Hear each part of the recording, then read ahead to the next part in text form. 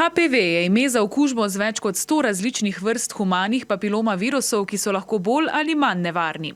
S HPV se v življenju okuži več kot 8 izmed 10 ljudi, pa tega sploh ne vedo, saj virus v večini primerov ne povzroča hujših težav in telo se pozdravi samo.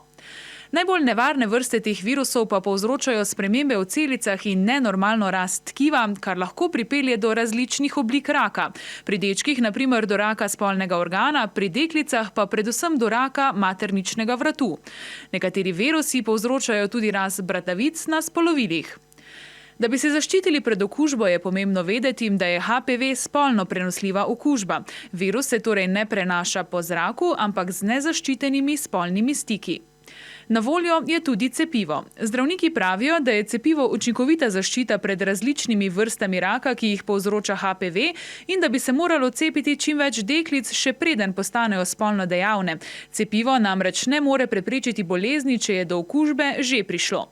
Nekateri pa opozarjajo, da v javnosti ni dovolj podatkov o učinkovitosti cepiva.